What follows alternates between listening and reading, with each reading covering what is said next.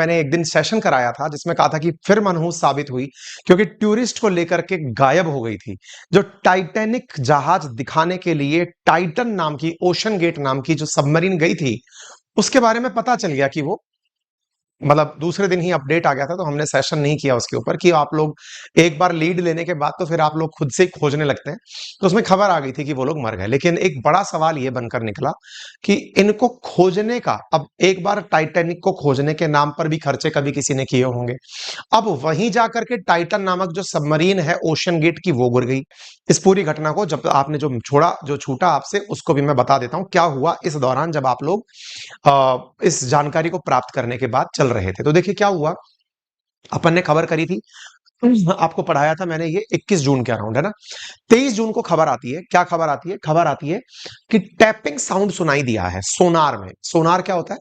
Sound navigation and ranging. मैं अक्सर कहता हूं कि किसी को अगर पनडुब्बी समझनी हो तो भारत की एक मूवी है पीएनएस, मतलब आईएनएस गाजी अटैक करके एक फिल्म बनी हुई है, तो उसको आप देखिएगा। तो उसमें बता रखा है कि पनडुब्बियां जब या सबमरीन जब पानी में चलती है तो उन्हें कुछ दिखाई नहीं दे रहा होता है, वो केवल साउंड पर रिएक्ट करती हैं। साउंड पर रिएक्ट करती है मतलब उन्हें जहां इधर उधर से साउंड आता है वो उससे चल रही होती है, तो वो अपने पास से साउंड छोड़ती चलती हैं। और साउंड को रीड करने के लिए जो दूसरी वेसल होती है या जो तैर रहा है ऑब्जेक्ट है, उसको साउंड रिसीव करना है तो उसके पास भी सोनार लगा होता है। तो साउंड नेविगेशन एंड रेंजिंग एक तकनीक है जिसके माध्यम से पानी की गहराइयों के अंदर ट्रेवल होता है। जिन भी जानवरों को दिखता नहीं है वो भी अपने मुंह से आवाज निकाल निकाल के साउंड के आधार पर पता करते हैं रास्ता कैसा चल रहा है। ठीक है साहब, तो एक टैपिंग साउंड सुनाई दिया टूरिस्ट वाली सबमरीन के बारे में जो टाइटैनिक को खोजने गई थी ना, उसके बारे में 4 दिन पहले साउंड सुनाई दिया। खोने के इतने देर बाद तो लोगों को लगा कुछ तो मार्केट में हलचल है, कुछ तो चल रहा है। ऐसी स्थिति के अंदर जब वो खोजने जाते हैं तो क्या पाते हैं कि वहां पर टाइटन सबमरीन का अंदाजा हुआ कि यार ये यहां पर कुछ गड़बड़ तो हुई है। और ऐसी स्थिति में वो लोग एक एयरक्राफ्ट से, एक फ्लाइट से अपने पास से उतार करके सोनो बॉयज बुयोज, मतलब एक तरह से ऐसे समझिए कि आवाज को अंदर तक कंफर्म करने के लिए एक तरह से पैराशूट के माध्यम से वो सिलेंडर टाइप की चीजें फ्लाइट से पानी में फेंकी जाती हैं कंफर्म करने के लिए कि भाई कहां गिरा है, पता तो कर लें इस चीज को। और यही हुआ। तो एयरक्राफ्ट से सोनो बॉयज करके चीजें हैं वो उतारी जाती हैं और वो चीजें पानी में जहां जहां से आवाज आई उन्हें डिटेक्ट करना शुरू करती हैं। इधर उधर पानी के जहाज खड़े हुए हैं जो ढूंढने गए हुए हैं, वो भी अपने अपने लेवल पर इस पूरी प्रक्रिया में कि आवाज कहां से आई, आवाज कहां से आई, नोटिस करना शुरू करते हैं।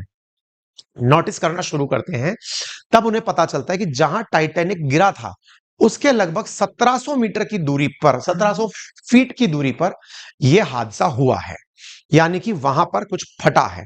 इसकी जानकारी जैसे ही बाहर आई तो इस प्रकार से देखिए, जो टाइटैनिक गिरा था वो यहां था और जो मतलब सबमरीन जाकर के गिरी है वो इसके बिल्कुल 1700 फीट दूर पर है। कई कयास लगाए जाने शुरू हुए कि क्या हुआ होगा। एक तो इतना मीटर, मतलब इतना गहराई में थी वो, लगभग 3000 मीटर के आसपास की गहराई में थी, 10,000 फीट के नीचे थी। इतनी गहराई में अगर कोई सबमरीन गई है तो उस सबमरीन ने क्या क्या फेस किया होगा और क्या कारण रहा होगा जिससे फटी होगी। कुछ का मानना था कि सबमरीन जाकर के उसी से टकरा गई। किससे टकरा गई? जो पानी के अंदर टाइटैनिक पड़ा हुआ था, पुराना जो जहाज था, उसी से जाके टकरा गई और वहीं पर ब्लास्ट हो गई। ब्लास्ट होने का कारण क्या रहा होगा? असल में अगर आप इसकी संरचना को देखें, अगर आप इस संरचना को देखें, इस संरचना में आप क्या पाएंगे ना, मैं बताना चाहूंगा 1 मिनट के लिए, वो तस्वीर मिल जाती ना। असल में क्या है कि इसके अंदर ना, हाँ आप ऐसे समझिए, ये वाला जो क्षेत्र है ना, केवल इसी क्षेत्र में लोग बैठते हैं। ये जो पीछे वाला चैम्बर है इसके अंदर ऑक्सीजन सिलेंडर है, यानी इसी में ऑक्सीजन भरी हुई है। उसी ऑक्सीजन से इनका काम चल रहा होता है 90-90 घंटे का। अब वो जो ऑक्सीजन है, अब यहां बैठे हुए जो लोग हैं उनके लिए ये ऑक्सीजन खत्म होगी। ऑक्सीजन खत्म होगी क्योंकि ये लोग कंज्यूम करेंगे।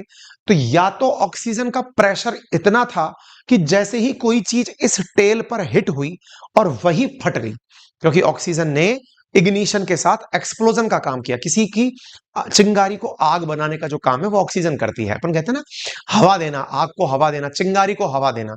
असल में वो कहावत सही है क्योंकि चिंगारी को हवा ही आग में बदलती है। ऑक्सीजन एक बहुत बड़ा ऑक्सीडाइजिंग है, ऑक्सीडाइजर है ना। ऐसी स्थिति में उसने यहां पर कोई एक्सप्लोजन किया होगा, ये कयास लगाए जाने शुरू हुए। ये कयास भी क्यों लगने शुरू हुए, उसके पीछे का कारण समझो। लोगों ने भाई साहब इनको गजब तरीके से ट्रोल करना शुरू किया। कैसे? ट्विटर पर ट्रोलिंग हुई। ये जो आपके हाथ में एक ये दिखाई दे रहा है, आप में से किसी ने अगर बचपन में वीडियो गेम खेला हो, दुकानों पर जा जाके खेला हो, घर में खेला हो, तो वीडियो गेम का खेलने का एक जॉयस्टिक होती थी, अगर आपने देखा हो, है ना? मतलब ऐसा एक छोटा सा रिमोट होता था, उससे आप ऊपर नीचे करके चीजें चलाते थे। इस सबमरीन के बारे में जो सबसे हास्यास्पद बात पता चली, यानी कि जिसे देखने के बाद हवे आपकी हंसी नहीं रुके, वो बात ये थी कि भाई साहब ये लोग जॉय स्टिक से ही सबमरीन चला रहे हैं। अचरज की बात देखो, ये लोग जॉय स्टिक से ही सबमरीन को चला रहे हैं। अंदर बैठा हुआ ये जो पायलट दिख रहा है आपको, इसके बगल में ये टीवी सी दिख रही है, ये टीवी एक एंगल पर रुकी हुई है, 4 बोल्ट कसे हुए हैं, जैसे अपन लोग टीवी टाक लेते हैं, ऐसे इन्होंने सबमरीन में वो टीवी टाकी हुई है और जॉयस्टिक से पायलट सबमरीन को चला रहा है। जैसे फिल्म आजकल अपन शादियों में जब जाते हैं तब नहीं देखते, वो ड्रोन उड़ाने वाला खड़ा होता है नीचे, और वो नीचे जॉयस्टिक से ड्रोन उड़ा रहा होता है। भाई साहब ये सबमरीन में बैठ के जॉयस्टिक से ड्रोन चला रहे हैं, मतलब सबमरीन चला रहे हैं। तो इनका क्या मानना था कि जैसे ही सबमरीन कहीं टकराई होगी ना, तो जॉयस्टिक का बैलेंस बिगड़ा है। भाई सबमरीन के हाथ में जॉयस्टिक का बैलेंस बिगड़ा है और वो बैलेंस बिगड़ करके ब्लास्ट कर गया है, क्योंकि यहीं से चल रहा है। ये वो वाली बात है, मान लो कि वो जो शादी के अंदर जॉयस्टिक से ड्रोन उड़ा रहा है, आपने उसी को पटक दिया उड़ा करके, आदमी को गिरा दिया, तो ड्रोन ना जाने किसके ऊपर गिरेगा, कितनों के लग जाएगी। वो वाली कहानी यहां पर देखने को मिली है, ठीक है ना? लोग इस तरह से बैठे थे और यहां पर ऑक्सीजन भरी हुई थी जो ब्लास्ट कर गई है, ये कयास लगाया जा रहा है। भाई साहब इसको खोजने के लिए, क्योंकि ये बहुत ज्यादा गहराई में जाकर के गिरा है, खोजने के लिए इसके बहुत सारे पानी के जहाज खड़े कर दिए गए, बहुत सारे हरक्यूलस, पॉइजन, जो पानी के जहाज जितने भी संभव थे वो सब खोजने निकल गए। फाइनली अमेरिका के कोस्ट गार्ड बाहर आए, उन्होंने 23 तारीख को आकर के यहां पर सूचना दी। और क्या सूचना दी? कि टाइटैनिक का जो सबमरीन था वो डिस्ट्रॉय हो चुका है, एक कैटास्ट्रोफिक इंपल्शन वहां हुआ होगा, हम ये मानते हैं, और उससे वहां पर जो लोग बैठे थे वो मर गए होंगे। अब कुछ लोगों को यह जानना था कि सबमरीन किस तरह से अंदर यात्री कैसे लगते हैं। तो सबमरीन में बैठे हुए यात्री ऐसे होते हैं, और ये इनके सामने का कैमरा वो है, विंडो के सामने लगा हुआ कांच है, जिससे ये उसको देखने गए थे टाइटैनिक को। ये सबमरीन आज से पहले 2 बार पहले भी जा चुकी है।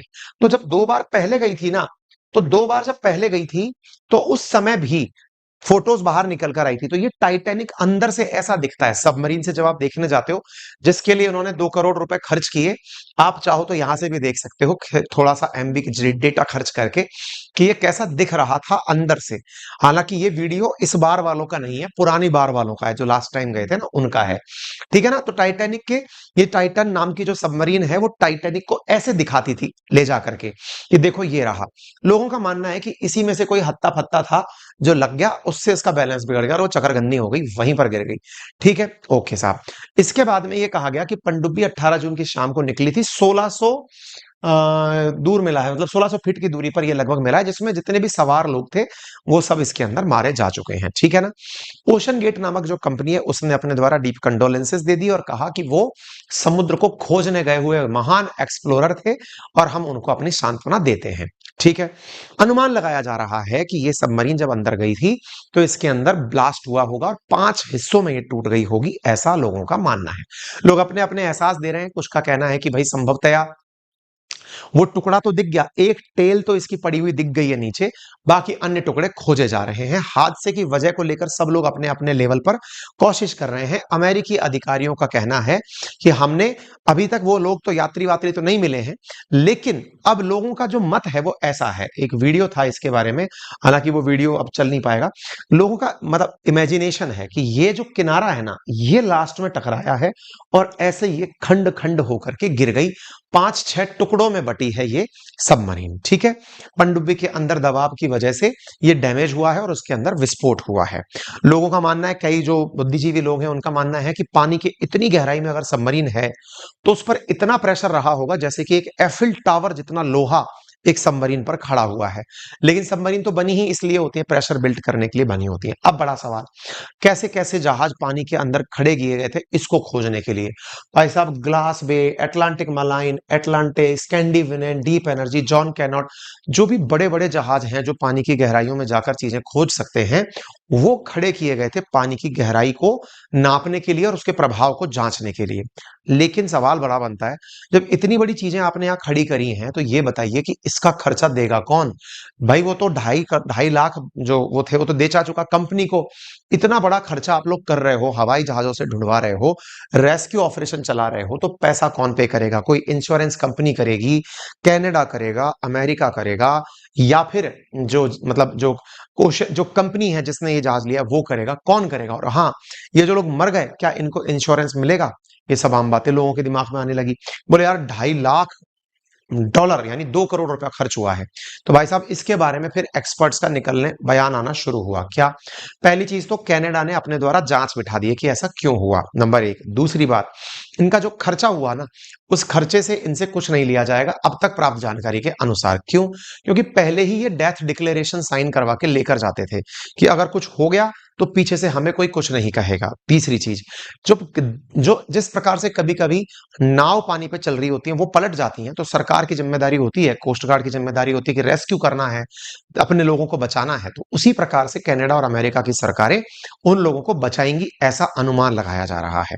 कंपनी की रेस्पॉन्सिबिलिटी अभी तय नहीं की गई है। कंपनी के बारे में यही कहा जा रहा है कि इन लोगों के पास अभी तक वो परिवारजन भी नहीं आए जिनके लोग मारे गए हैं, ठीक है ना। उनका कहना भी है कि ठीक है भाई, हमारा आदमी खुद ही साइन करके गया था कि मैं जा रहा हूं, तो चला गया, ठीक है ना।